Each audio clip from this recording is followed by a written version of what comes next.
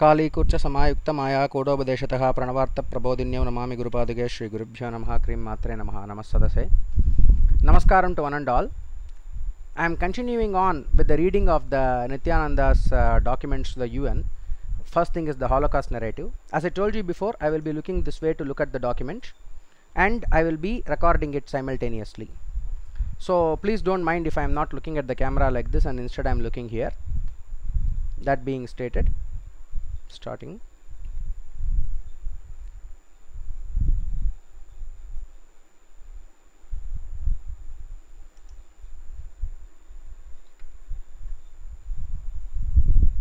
Yes, so this is page number 6 and here we have who are the forces behind such crimes. He is saying these are the forces, that is elitist state police media mafia.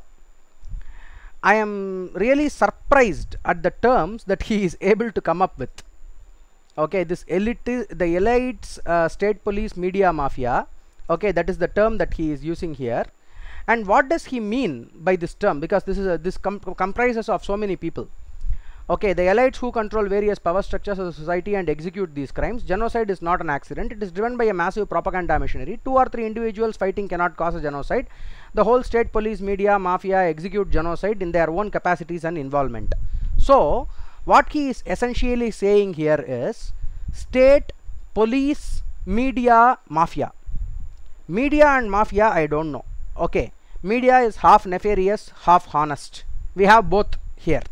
Mafia fully nefarious. But these two words here, state and police, that is the problem. Because actively there are certain state governments who do active anti-Hindu politics in order to appease the minorities. But there are BJP is right now ruling in 8 states in India. And it is the ruling party for the entire country. It is a pro-Hindu secular, true secular party, and it is supporting Hindus in so many ways, and it has in fact stopped many kinds of threats to Hinduism like conversion and Muslim terrorism. One small example I am giving you. There have been no bomb blasts, no incidents of bomb blasts for the past 10 years in India, because of the level of control that Modi ji has executed, that Amit Shah ji has executed in controlling terrorism. So that is the proof that our state and our police forces of the state are effective in carrying out their duties to protect the Hindus. But Niti is exactly stating the opposite here. Then individual vested interests. It is neither the state nor the police, not even mafia. Ultimately, it is a bunch of individuals who commit the crime. When we dig deeper, it boils down to individual psychological madness exploding into a mass euphoria to kill people cold-bloodedly. Now, this is the self-contradiction in the document. First, he is saying that it is a conglomerate of elites, state, police, mafia, media. Now he is saying it is not even those people. When we dig deeper, it is the individuals who commit the crime. Now what is this nonsense he is speaking about? If there are certain nefarious individuals who simply want to kill people right, left and center, okay, and they are the ones who are controlling the mafia media, does this not sound like a tall tale to you? You decide. You tell me. That I am telling you, there is one person who is sitting and he is controlling everything and he just wants to kill so many people cold-bloodedly, and he wants them and he is instigating all these riots and everything in the society. All this is a conspiracy theory and nothing else. At the start of the document itself, the Niti Sangha is very self-aware. They are saying this is not a conspiracy theory, while exactly that is what the whole document is. Moving on. Perpetrators of the crime desire to remain hidden. The perpetrators of the crime wants to destroy all evidences, blah blah blah. And then when the victims come out of the confusion and reveal the crimes against humanity, the perpetrators of the crime have no place to hide. They always need a strong justification, propaganda, blah blah blah. For this reason, they hide behind a complex machinery where the crime of persecution happens, but nobody is responsible.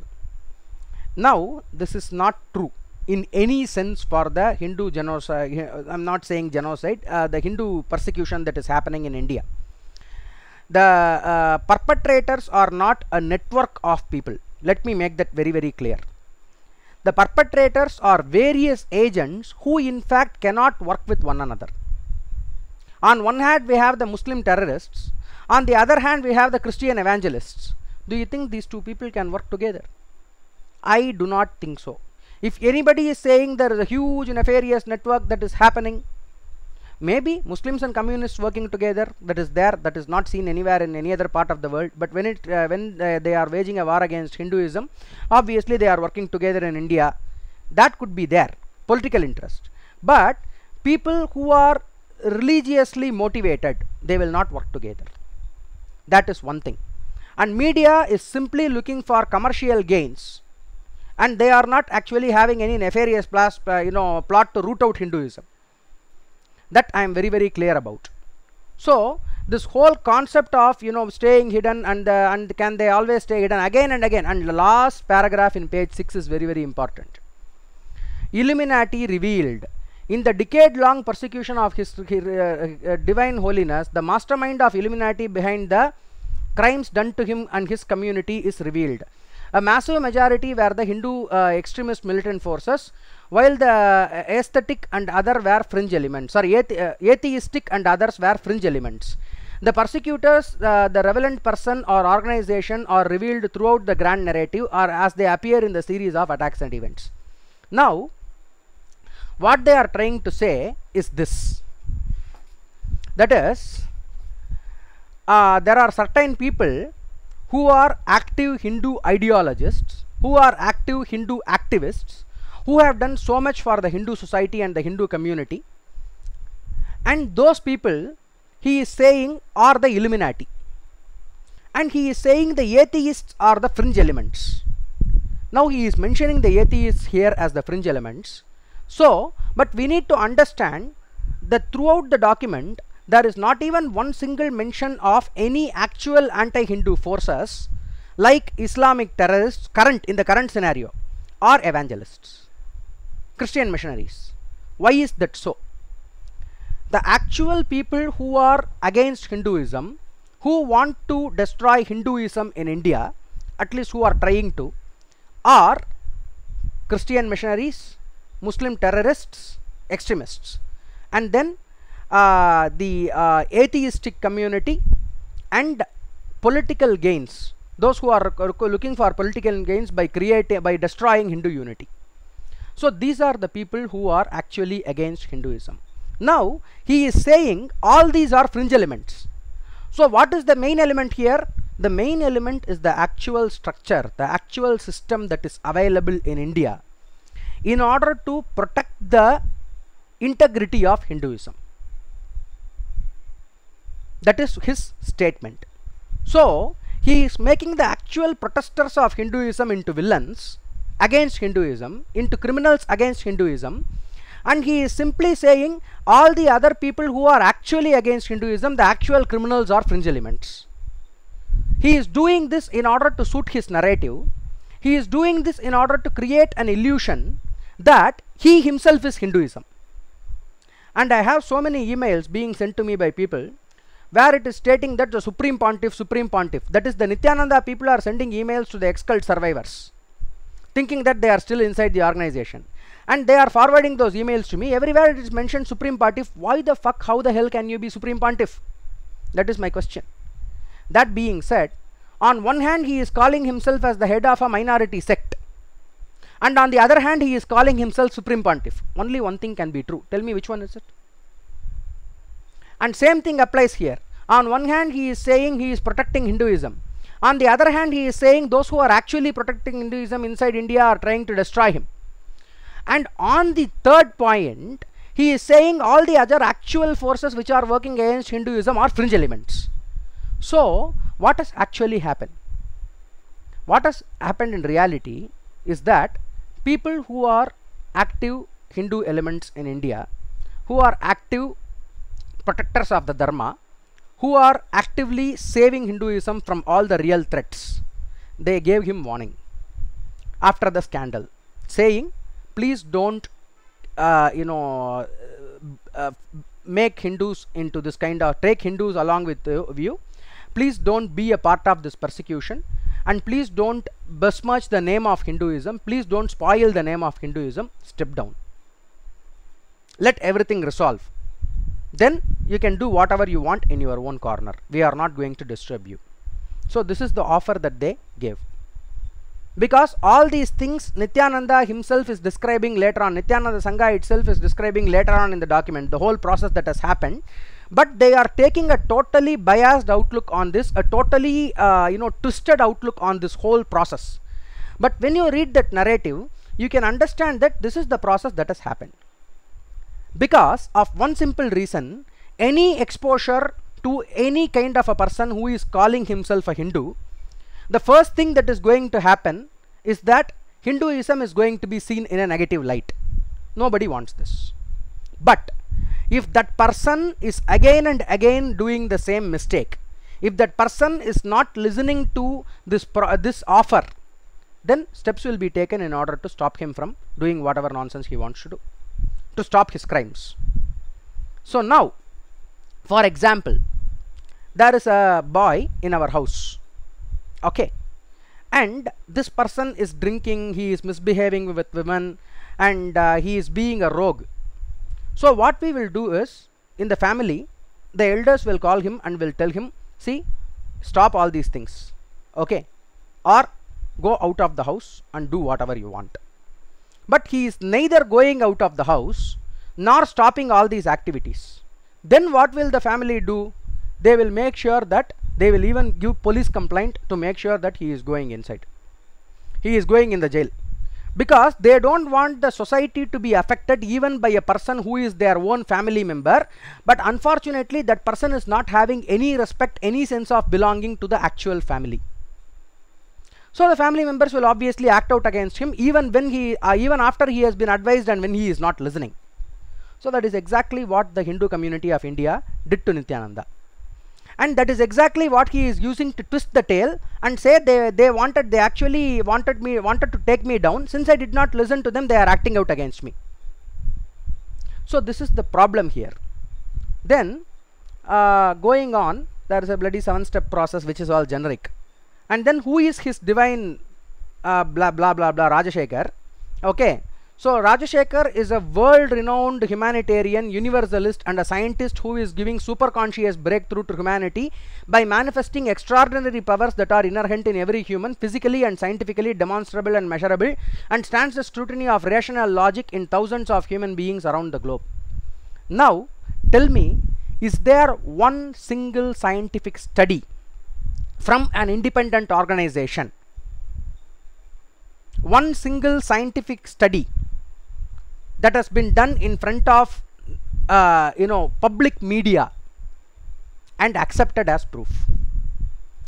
Whatever has happened so far is that they will take it to a university and they will approve the research, not the result of the research. Please understand the difference, because this is one area where every con man so far has been playing with. That is, for example, I am saying I am having a phenomena here. For example, phenomena like, whenever I am raising my hand, I am seeing 6 fingers. 6th finger is popping out of my hand. Let us say, for example. So this phenomena is there in my body. I want to research that phenomena. So what I will do, I will go to some university and I will say, this is the phenomena that I want to research, and I will submit a paper. If I have sufficient credentials, and if I have if I have submitted the proper, if I have done the proper procedure, then that university will choose to give me approval for doing the research. Then after that, it is my responsibility to do the research, to provide sufficient sample size for them, to do the statistical analysis, to do all the inference and other process, reference data I have to provide. I have to submit the paper.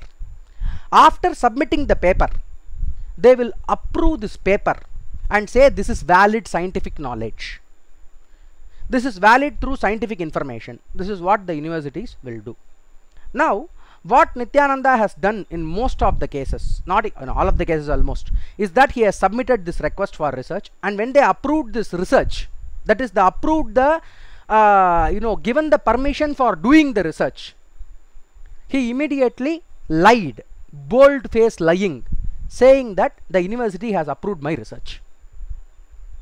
Now if a common person is listening to this, they will think, oh, they have approved the results of the research. No. No university has ever approved the result of any research that Nityananda has submitted, because all he does is he will propose propose to do the research. They will agree, okay, you can do the research and you can submit the paper. He will never submit the paper, but he will say that the approval for the proposal to research itself is approval to research. This is the nonsense that he has been doing so far. And there are so many open challenges available everywhere, starting from James Randi Foundation all the way to Smithsonian, where you can go, individuals to great universities and great organizations, where you can go and demonstrate your supernatural abilities and come out with millions or billions of dollars prize money. But Niti will never do that. When the push comes to shove, those people will say, no, this is not for proving to anybody. Then why the hell are you saying it is demonstrable and it can be proven? That is the second problem. So whatever is being stated here in page number 9 is a total lie, the first paragraph. Second paragraph. As a well-known grassroots Hindu spiritual leader belonging to the minority sect called Adi Shaivism, His Divine Holiness heads the worldwide mission to revive authentic Hinduism based on the highest human values of peaceful coexistence, oneness, as revealed in the ancient texts, the Vedagamas. Now there are three problems in this. First problem is, Adi Shaivism is not a minority sect. Let me make that very, very clear. Because what is Adi Shaivism? This name itself is a little bit problematic. Because Shaivism is a word that came when during the time of Shankara, when he established the 6 different orders of worship: Shaiva, Vaishnava, Shakta, Ganapatya, Kaumara, Shaura. So what he did was Shiva worship, Vishnu worship, Devi worship, Surya worship, Ganapati worship, Muruga worship. So he established these 6 things together. And before this, there is no concept of Vaishnavism, there is no concept of Shaivism, there is no concept of Shakta. Everything that existed was various individual god worships. There is no concept whatsoever, okay, of establishing one god with various forms and establishing these 6 paths. So the whole concept of organized Shaivism came only during the time of Shankara. Now Shankara did the Shanmata Sthapana separately. This is very, very technical, you need to understand this. Shankara did this Shanmata Sthapana separately for worship, for Upasana, and then Vedanta he did separately for Jnana Yoga.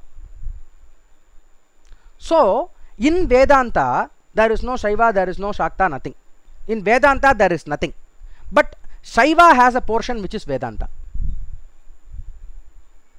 Please understand this. Vedanta is validation of Upanishadic ideas, validation of Vedic ideas through our personal introspection and experience. That is Vedanta. That is the process of Vedanta. Now when you are worshipping Shiva, you enter into a certain sharpness of intellect, you attain a certain concentration of mind, a certain grace from Shiva, that you are able to do Atma Sakshatkara, you are able to internalize and analyze your true self, and you are able to see Shiva inside you. If you are doing the same thing with Shakti, you will be able to see Shakti inside you.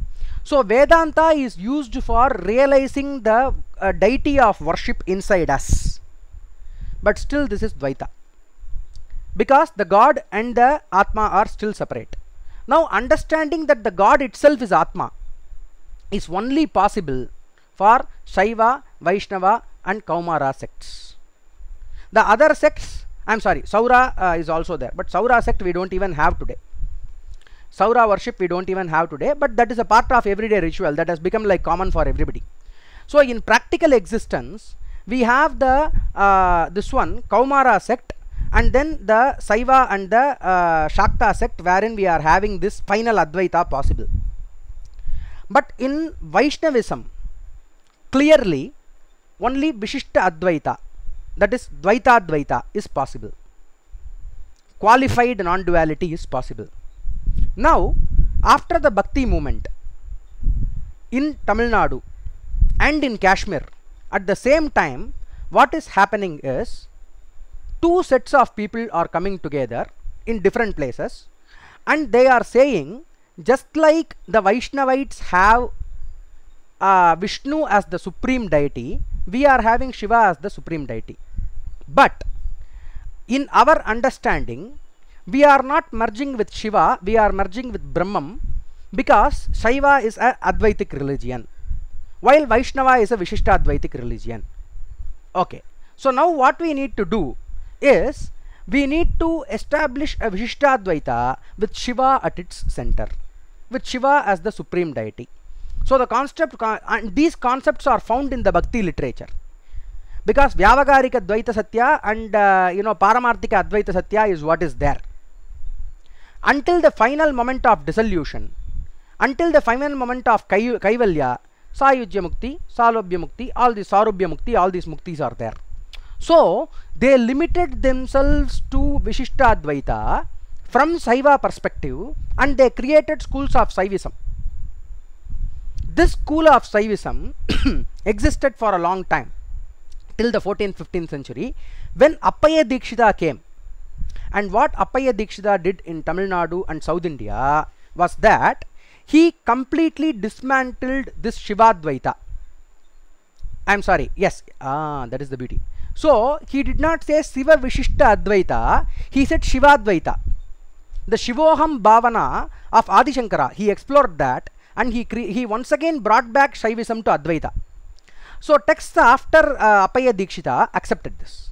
All the Adinams in Tamil Nadu, they accepted this, and many works like Kaivalya Navanitam, and then this one Thai Manava Swamigal, Shiva Prakashar, Karunai Prakashar, all these people, what they did was, they went back to the Advaitic roots of Saivism, and they once again brought back Advaita into Shaivism, like it always existed. Now, the problem here is, there were some people who did not want to go to this route. So what is this timeline? We need to understand. Again, it is very, very technical concept. Please listen to this twice if you have to. That is, in the Veda, Advaita is there. Dvaita is also there, Vishishta Advaita is also there. Let it be. But for our understanding, for our adherence, Advaita is there. From that Advaita, for the worship purpose, we are creating Vishishta Advaita and then Dvaita. Now, when this Vishishta Advaita and Dvaita are crossed once again, we go back to Advaita. This is what we are saying. So in the middle, we came out of this Advaita, we were in Vishishta Advaita with Shiva as the supreme deity, only Sayujya was the final state possible, Kaivalya was not possible. Okay, but when once again we went back to the Advaitic roots, some people did not want to go back to the Advaitic roots, but they cannot deny Advaita if they are looking at the Veda. So what they said was, no, this is not from the Vedas, this is something earlier. So baseless egotic argument is what created this word called Adi-Saivism, where they said that even before Vedas, Saivism existed. What proof do you have? Nothing. They absolutely have no proof for this argument, but they simply did not want to accept Advaita again due to various political and personal reasons. So they said the Saivism existed before even Vedas.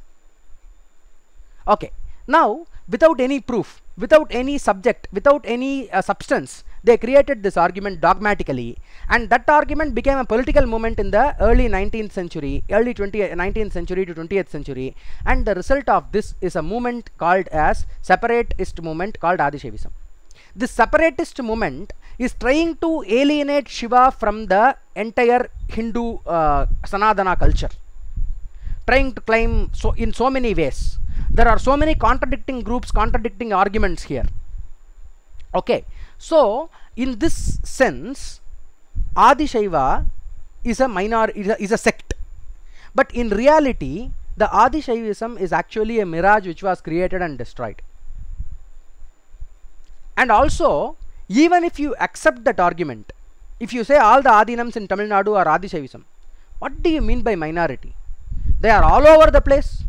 The same Adi Shaiva claim Lingayats are making, the same Veerashaiva claim Lingayats are making, the same Veerashaiva claims claim these Andhra Shaivites, Veerashaivites, they are also making. Whoever is wearing that linga, they are making the same claim. What do you mean by minority? See, Nityananda followers can be a minority, but that does not make Adi Shaiva a minority. Let me make that very, very clear here. Nityananda followers can be a minority. They are a minority, no doubt about it, and they are a shrinking minority today. They will become absolutely nothing in the future because of the crimes that Nityananda has committed. But what needs to be made clear here is Adi Shaiva, even if we go by the term, or simply the Shaiva, we will go by this term, Shaiva. Simply the Shaiva sector which is worshipping Shiva as the supreme deity is not a minority. That is the second largest majority in Hinduism, right next to Vaishnavism. I am saying about all the sects of Vaishnavism together, by Bhajana Sampradaya and then this one, Agama Sampradaya, all these things together I am saying. Bhakti Sampradaya, this Iyengar community of Tamil Nadu. You keep all these things together as Vaishnavism, then you keep all the other things like Veerashaivites of Andhra, Veerashaivites of Lingayat group, and then Veerashaivites of Tamil Nadu. You keep all of these things together, then this is the second largest majority actually in India. So he is trying to create a total foundation of lies here by saying that he belongs to a minority sect called Adi Shaivism. First of all, there is no sect called Adi Shaivism in reality. That is a separatist argument. And apart from being a separatist argument, second problem is this fellow does not actually have any claim to Shaivism whatsoever. On another hand, so absolute lies on various levels. If I am taking 10 lies to be the truth, and I am constructing a narrative from secondary argument from these 10 lies, then what will happen? What can I disprove here? But do not worry, I am going in each tangent of lie, going word by word, and then separating these lies from the truth and showing the original lie from which this secondary lie has been created. That way, it is through this complex analysis you will be able to understand that the whole narrative of Holocaust by Nityananda is nothing but a pack of lies. And the whole narrative has been given in the international community in order to defame, in order to destroy the integrity of India, in order to destroy the integrity of various Hindu organizations in India, and this is nothing but treason. My only request, whichever contacts you are having in Indian government, various officers, whoever, please send this video to them, these series of videos to them. Ask them to watch it, request them to watch it, and make sure they are watching this. This is my only request to you. Because if this treason to the nationality, if this treason to the Hindu Dharma comes out, then it will be the downfall of Nityananda. If you really want to see him go down, make sure that this information is being carried forward. Thank you so much for listening. Once again, I will be a little bit sporadic about doing Nityananda videos because I am taking up some other activities in the middle. But however, I will continue this one series about Nityananda. That being stated, Dacham Yora Vranimahe Ghatum Yajnaya Ghatum Yajnapataye Dhaivi Swastirastunaha Swastir Manushebhyaha Urdan Jigadu Beshajam Shanno Astu Dipate Sanchatushpate Aum Shanti Shanti Shanti Namaste Gurubhyo Namaha.